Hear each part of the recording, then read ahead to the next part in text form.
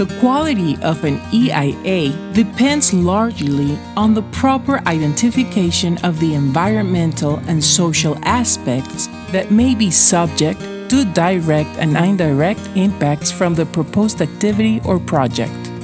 A clearly defined project scope is the basis of an adequate EIA. Therefore, identifying the relevant issues and concerns from the beginning is an essential part of the EIA process.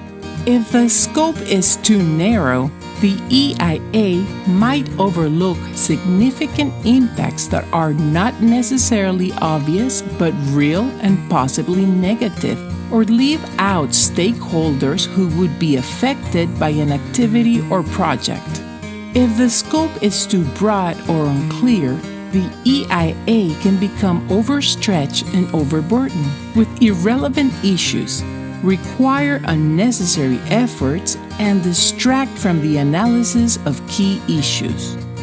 With new development projects, there is a risk of generating site-specific impacts, as well as impacts on the surrounding areas.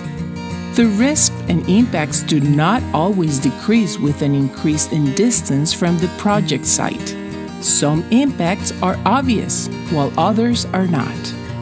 The scoping phase should take place in the beginning of the EIA process and ideally include the participation of the reviewer. The participation of reviewers in this phase shapes the EIA process, including the scope, purpose, alternatives, area of study, resources, and the type of assessment. Unfortunately, scoping is often done before the reviewers are involved. In many cases, EIA reviewers are left to determine after the fact whether the scoping was done correctly, whether the correct number of topics and scenarios were contemplated, and whether all the information and perspectives were considered. Was there an opportunity to solicit views and comments from all the key stakeholders? Who was involved or consulted in the process of preparing the EIA, and in what way?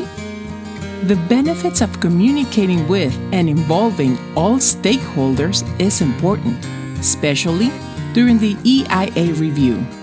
Technical experts may overlook key information or areas of study that local citizens and communities can more easily identify due to their proximity to the potentially affected areas and greater stake in the outcome.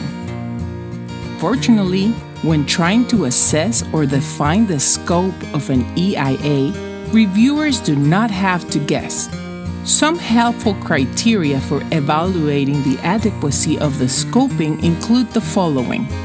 Are potentially significant issues and interactions for natural and human environments indicated?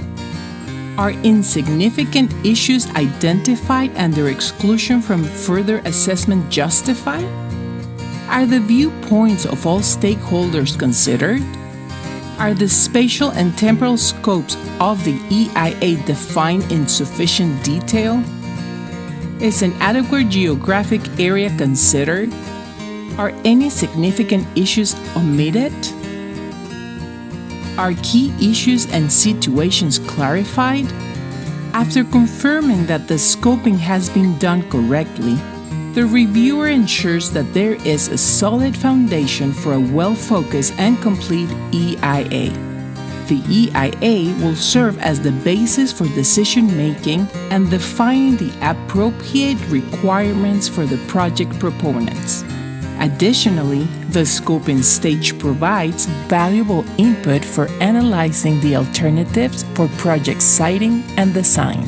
Ultimately, this can help avoid unnecessary and significant impacts and lead to more sustainable projects.